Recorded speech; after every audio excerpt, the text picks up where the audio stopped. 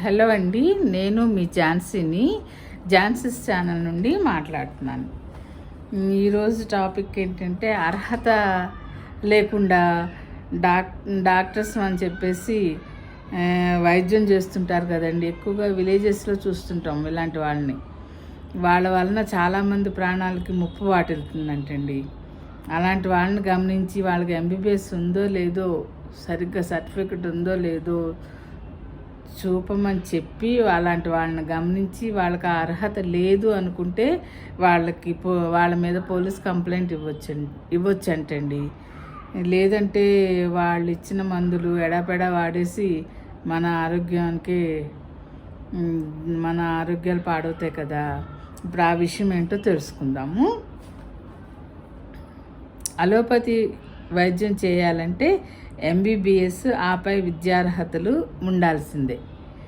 కానీ అర్హతలు ఏమీ లేకుండానే గ్రామీణ పట్టణ ప్రాంతాల్లో ఆర్ఎంపీ పిఎంపీ బోర్డులు పెట్టి ఎంతోమంది వైద్యం చేస్తున్నారు. రోగులకు ఎడాపెడా మాత్రలు ఇవ్వడం, ఇంజెక్షన్లు చేయడమే కాకుండా సెలైన్ పెట్టడం, కొన్ని చోట్ల ఆపరేషన్లు కూడా చేసేస్తున్నారంటండి. ఇలాంటి నకిలీ డాక్టర్ల వద్ద వైద్యం పొందడం ప్రమాదకరమని నిపుణులు హెచ్చరిస్తున్నారు. రాష్ట్ర వ్యాప్తంగా ఇలాంటి వారి చేతిలో ఎంతోమంది ప్రాణాలు కూడా పోగొట్టుకున్నారు. జాతీయ వైద్య కమిషన్ నిబంధనల ప్రకారం రిజిస్టర్డ్ మెడికల్ ప్రాక్టీషనర్ ఆర్ఎంపీ అంటే ఎంబీబీఎస్ చేసినవారు. గ్రామీణ ప్రాంతాల్లో ప్రాథమిక చికిత్స అందించే వారిని రూరల్ మెడికల్ ప్రాక్టీషనర్లు అంటారు. వీరు గాయాలకు కట్టడం, రక్తపోటు, జ్వరం చూడడం, పారాసెటమాల్ మాత్రలు ఇవ్వడం వరకే పరిమితం కావాలి. మందుల చీటీ రాయడం, ఇంజెక్షన్లు, వివిధ రకాల చికిత్సలు అందించడం, ఇష్టారీతిన మాత్రలు ఇవ్వడం, వాళ్ళకి ఇష్టం వచ్చిన మెడిసిన్స్ ఇచ్చేస్తున్నారట. సెలైన్ పెట్టడం,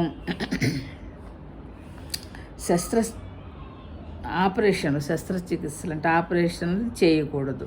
కానీ చాలా చోట్ల వీరు క్లినిక్స్ నడుపుతూ అన్ని రకాల వైద్యాలు చేసేస్తున్నారు. రాష్ట్ర వ్యాప్తంగా 60,000 మంది వరకు అర్హత లేకుండా వైద్యం అందిస్తున్నారని అంచనా. ఒక సిద్దిపేట జిల్లాలోనే 4,000 మంది వరకు ఉన్నట్లు సమాచారం వస్తుందండి.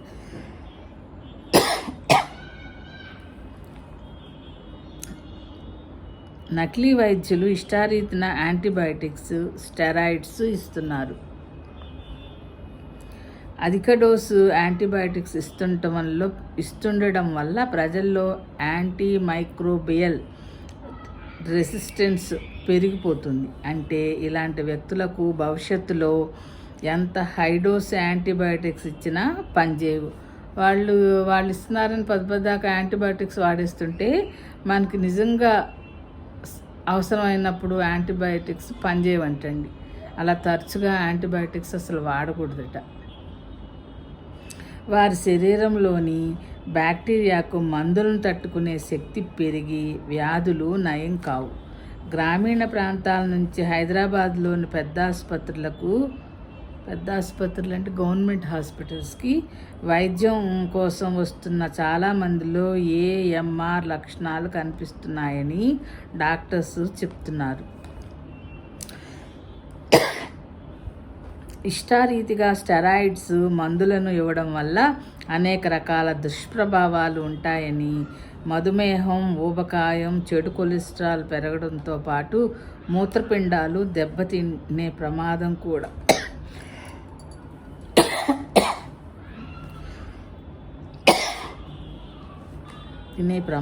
కూడా ఉంటుందని జిల్లా వైద్యాధికారుల సంఘం రాష్ట్ర అధ్యక్షుడు డాక్టర్ శ్రీనివాస్ గారు వివరించారు.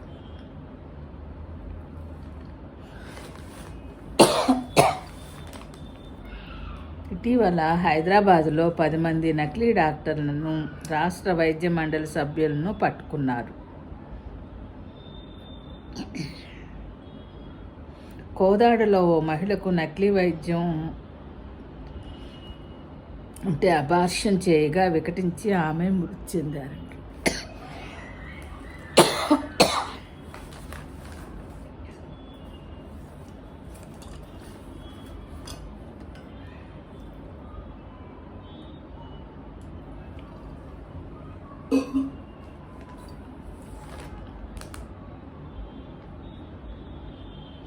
వరంగల్ జిల్లాలో ఒక వ్యక్తికి ఇంజెక్షన్ వికటించి చేతిని తొలగించారంటే ఇదంతా వైద్యం రాని వాళ్ళు చేసే పని అన్నమాట. కొన్ని ప్రైవేట్ ఆసుపత్రులే ఇలాంటి నకిలీ వైద్యులను ప్రోత్సహిస్తున్నట్లు విమర్శలు వస్తున్నాయి. వారు కేసులను పంపితే కమిషన్ ఇస్తున్నట్లు తెలుస్తోంది. కాబట్టి ఎంబీబీఎస్ చేయని వారు ఎలాంటి చికిత్సలు చేయడానికి అర్హులు కారు. రూరల్ మెడికల్ ప్రాక్టీషనర్లు కేవలం ప్రాథమిక చికిత్స వరకే పరిమితం. ఎవరైనా వైద్యం చేస్తే చట్టరీత్యా నేరం. అలాంటి వారిపై కేసులు నమోదు చేయాలటండి. చేస్తున్నాము, అలాంటి వారిపై కేసులు చేస్తున్నామని ప్రత్యేక టాస్క్ ఫోర్స్ బృందాలతో దాడులు చేస్తూ గత ఏడాది కాలంగా 350 మందిపై కేసులు కూడా నమోదు చేశారటండి.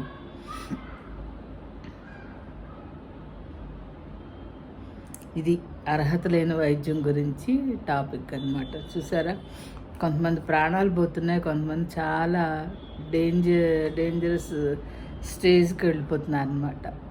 యాంటీబయాటిక్స్ విపరీతంగా చిన్నదానికి పెద్దదానికి యాంటీబయాటిక్స్ ఇస్తూ పోతే వాళ్ళకి నిజంగా సరిగ్గా అవసరమైనప్పుడు ఆ మందులు పనిచేయవటండి. ఆ బాడీ అలవాటు పడిపోయి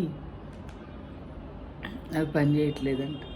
కాబట్టి నకిలీ డాక్టర్లు ఎవరో మంచి డాక్టర్లు ఎవరో గమనించి వైద్యం చేయించుకోవాలని ఈ టాపిక్ చెప్తుంది మనకి. సరేనా? ఓకే అండి.